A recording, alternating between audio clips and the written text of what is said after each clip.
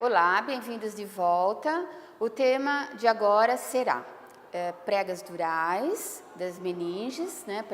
Pregas durais que são formadas a partir das meninges, no caso a dura mater, e a vascularização do encéfalo também, e nós vamos particularizar o polígono arterial do cérebro, que é o polígono de Willis, ou o círculo arterial do cérebro, que contorna aquela região da cela turca.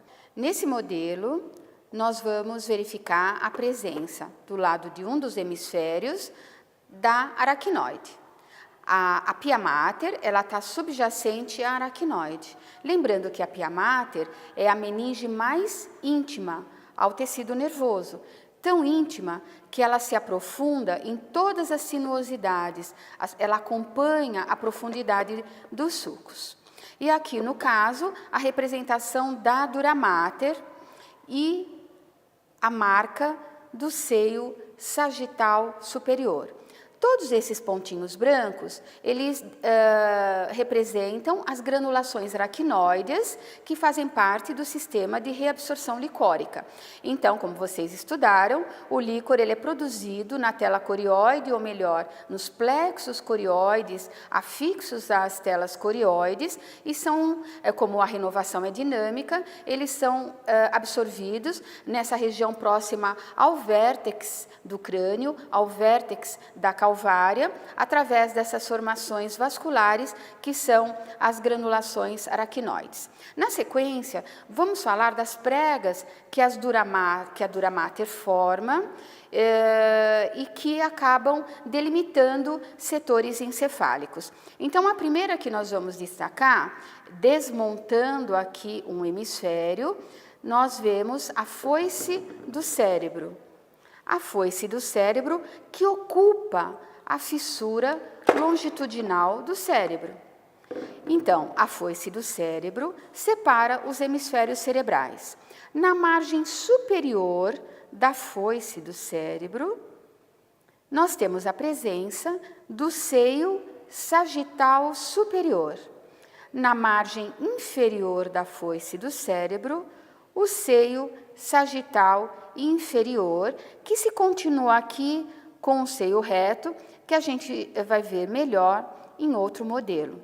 Nesse segundo modelo, desmontando uma parte da estrutura, novamente, a foice do cérebro com os seus seios sagital superior, sagital inferior, o seio reto. O seio reto, ele é ímpar e mediano, e o seio transverso, que existe do outro lado também, que é bilateral, né? Então, obviamente, ele é par, e ele está aqui na margem de inserção da tenda do cerebelo. Esse é o tentório do cerebelo. Aqui embaixo, na cavidade, ou melhor, na fossa craniana posterior, na fossa cerebelar, está alojado cada um dos hemisférios cerebelares, que são então protegidos pela tenda do cerebelo, que é uma outra prega dural. Então, falamos da prega dural formada pela foice do cérebro, pelo tentório ou tenda do cerebelo. Ainda existe a foice do cerebelo, cuja margem de fixação é esse nível, e, assim como a foice do cérebro separa os hemisférios cerebrais, a foice do cerebelo separa os hemisférios cerebelares.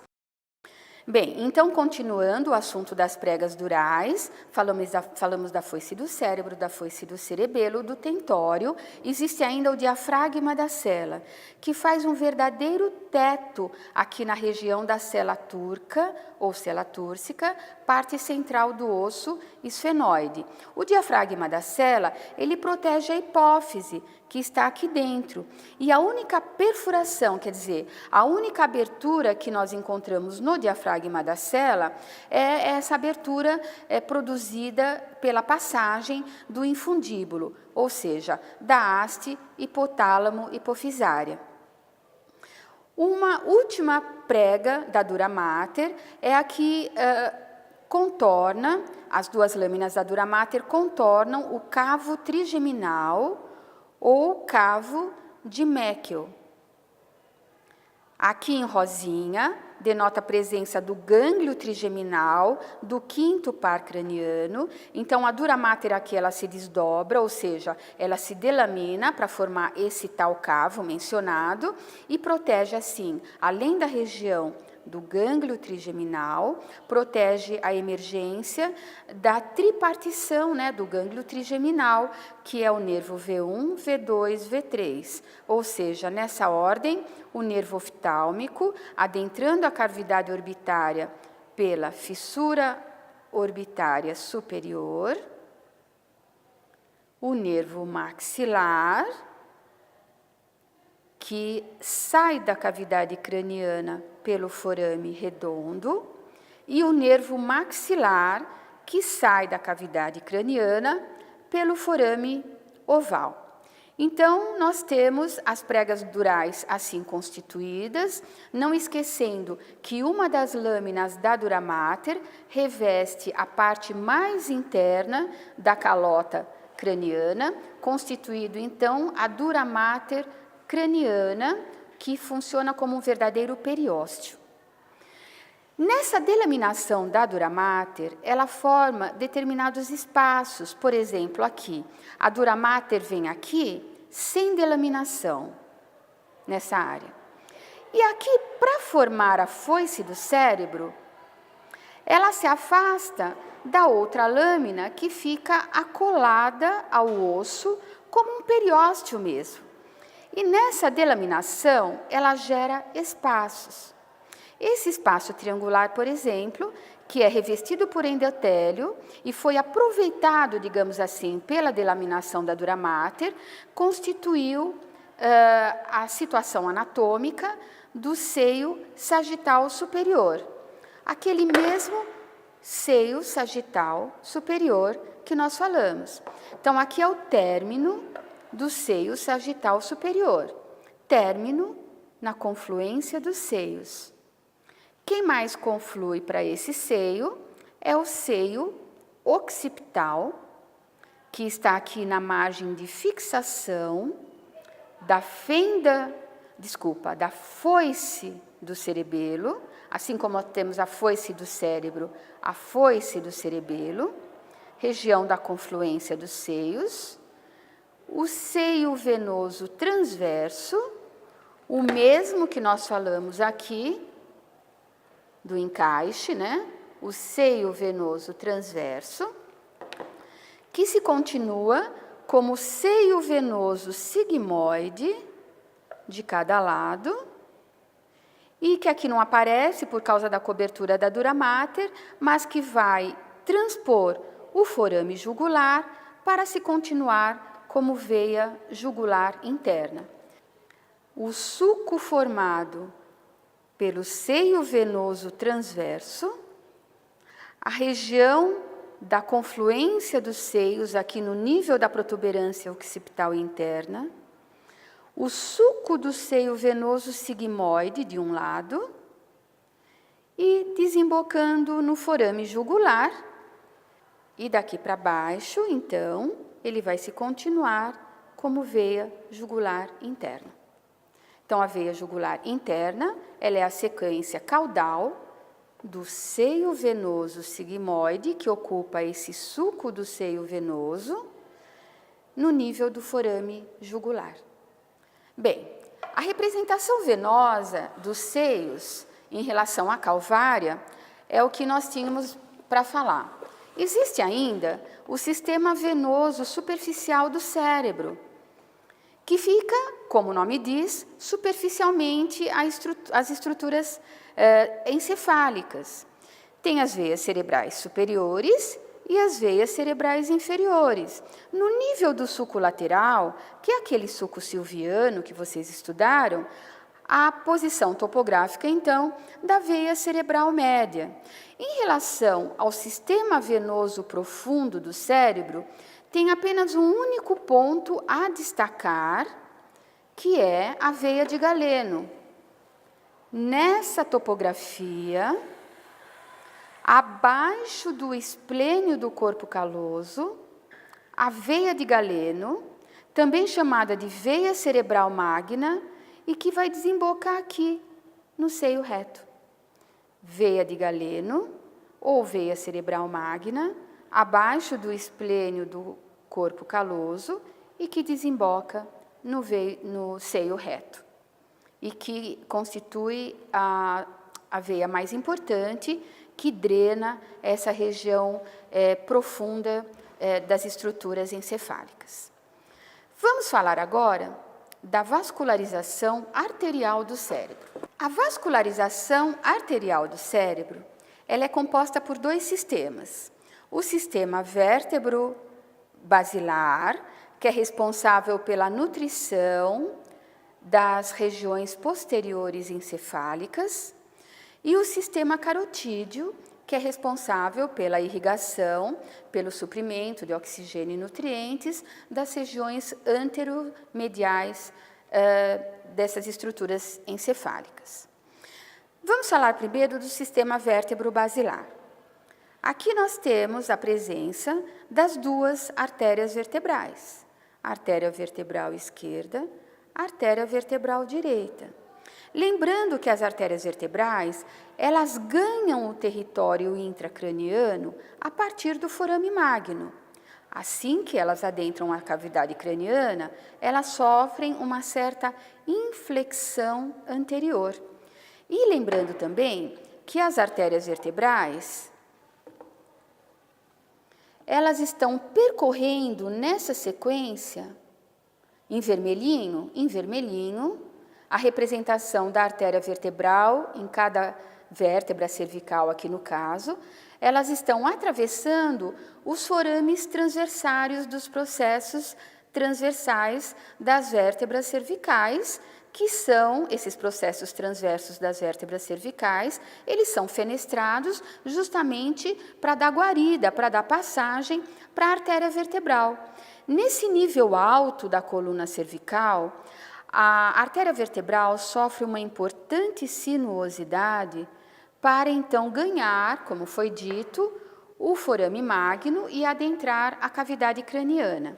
Já dentro do crânio, no nível da fossa posterior, ela sofre uma anastomose, ambas sofrem uma anastomose por convergência, a partir desse ponto que eu estou assinalando, para formar a artéria basilar. Então, vocês se recordam que a base da ponte, que eu costumo falar que é aquela barriguinha da ponte, ela se apoia nessa região occipital, no clivus occipital. E a artéria basilar, alojando-se, portanto, no sulco basilar da base da ponte, está bem apoiada nessa região, bem repousante aqui nessa região do clivus. Voltando aqui antes da formação da basilar, as artérias vertebrais contribuem cada qual com uma participaçãozinha aqui para formar a artéria espinhal anterior, que vai ser muito importante, inclusive em níveis inferiores, para a irrigação dos segmentos medulares cervicais, ou seja, da própria medula espinhal. Então, a artéria espinhal anterior, aqui apontada, ela recebe contribuição das duas artérias vertebrais. Ela é ímpar, é única, ela é mediana. No outro modelo, eu vou mostrar para vocês a emissão das artérias espinhais posteriores, porque, diferentemente da artéria espinhal anterior, a artéria espinhal posterior é par e cada vertebral emite a sua. E não está representando nesse modelo, mas nós completamos no outro. A partir da convergência, portanto, das artérias vertebrais, nós temos a artéria basilar propriamente dita e que emite, assim que se forma a artéria basilar, emite a AICA, que é a artéria cerebelar inferior anterior. A PAICA, eu vou falar no outro modelo, que é a artéria cerebelar inferior posterior. Então, nós temos aqui a AICA. Acima da AICA, a artéria do labirinto, bem no nível da região do meato, bem no nível do meato acústico interno. Então, a artéria basilar formada, AICA, artéria do labirinto. Essas menores são as artérias pontinas, ramos longos e curtos, basta saber artérias pontinas. Na sequência, a artéria basilar emite a artéria cerebelar superior.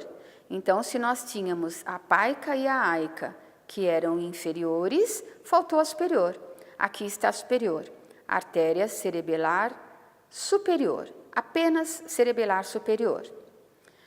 Na sequência, artéria cerebral posterior. Então, as artérias cerebrais posteriores são oriundas da artéria basilar. Agora, vamos passar para o sistema carotídeo. A artéria carótida interna, diferentemente das artérias vertebrais, ela não adentra o crânio pelo forame magno, não. Ela adentra o crânio, olha a carótida interna aqui. Carótida comum, se bifurca em carótida externa, com os seus ramos para a face, carótida interna. Aqui é da carótida externa, é a artéria occipital, não tem a ver com o nosso assunto. Seguindo a artéria carótida interna, ela adentra o crânio pelo canal carótico, aqui apontado. À medida que ela adentra o crânio, ela sofre uma inflexão, uma sinuosidade, a semelhança do que acontece com a artéria vertebral. Ela faz um trajeto bastante sinuoso e muito interessante em sifão. Os autores assemelham esse trajeto sinuoso da artéria carotídea interna a um sifão. Ela emite, logo que ela entra no crânio, ela já emite a artéria oftálmica, a artéria oftálmica que vai da central da retina e que entra na cavidade orbitária pelo canal óptico. E, finalmente, aqui na região mais cranial, já do diafragma, da cela, ela dá a cerebral média, que vai ter um percurso, um trajeto junto ao sulco lateral, que nós vamos ver no outro modelo, muito interessante também. Ela vai irrigar toda aquela intimidade do sulco lateral mais arredores, emite a comunicante posterior, que a comunica, quer dizer, comunica a artéria carótida interna com o sistema vértebro-basilar e emite a cerebral anterior. Aqui, a cerebral anterior contralateral, e nesse nível, bem na região intermediária desses processos clinoides, nós temos a artéria comunicante anterior. E formamos, então, o polígono arterial do cérebro, ou polígono de Willis, o círculo arterial do cérebro. Atentem que ele contorna a região ocupada pela hipófise, essa região celar, e ele é formado por elementos carotídeos e vértebro-basilares, ou melhor, carotídeos e basilares. Ele é composto da artéria comunicante anterior, parece um H aqui, da cerebral anterior, da própria carótida interna emitindo a cerebral média, da comunicante posterior, que é curtinha, e da cerebral posterior, complementando e fazendo uma revisãozinha nesse outro modelo. Então,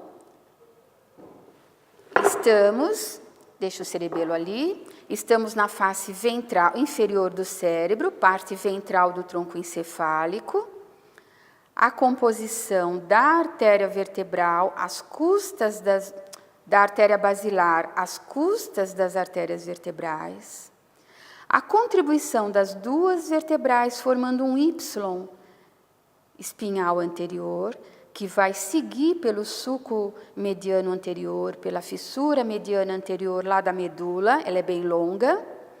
A artéria vertebral de cada lado emitindo esse ramo aqui, ó, fininho, que é a espinhal posterior. Então, repetindo, espinhal anterior é única, espinhal posterior é dupla. Daí, a artéria vertebral nesse lado está representando ela emitindo a paica, que eu não mostrei no outro modelo, muito importante. A paica como nós falamos, a sigla em inglês, que representa a artéria cerebelar inferior posterior. Agora, aqui já é território basilar. Se é território basilar, nós temos a emissão da AICA. Então, isso é importante. A artéria cerebelar inferior posterior vem da vertebral. A artéria cerebelar inferior anterior vem da basilar. Só que nesse modelo está representada uma variação. Vocês estão sentindo falta da artéria do labirinto.